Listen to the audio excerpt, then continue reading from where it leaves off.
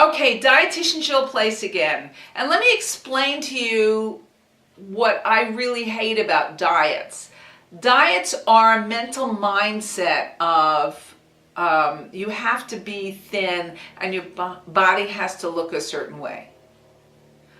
I don't know why you have to do that. I don't know why your body should conform to what is in the magazines, to the size 20 people that are in the magazines. I don't know why your body can't be loved for itself alone. I don't know why we don't honor different body types, because there are many different body types. I mean, I'm very curvy. I've never been a size 2. The best I got was a size 6, and I was really happy there. And now that I'm older, I can't fit into a size 6. There's no way, even a size 8. So I have to honor my body the way it is. And even, this is the interesting thing, the whole idea of thinness is so ingrained in our brains that what ends up happening is people, even people who do non-diet weight loss, and there are many people out there, well, not many, but there are quite a few people out there that do it, talk about this in terms of diets. They talk about thinness. They talk about thin people. They talk about, yes, you need to lose weight and get thin. Well, that to me is not what a non-diet program is about, or I call it a dietless program. Because a dietless program is about first looking at what you do with food and then creating your own program to deal with food. Case in point, I work with a guy, and this is very unusual as far as time is concerned. I worked with a guy for 8 years.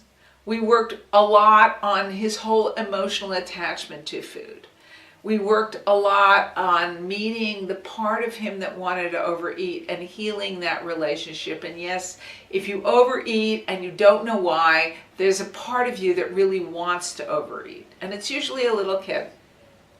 Could be other thing, older, but it's usually a little kid. Then we worked a lot on how do you want to structure the food that you're eating.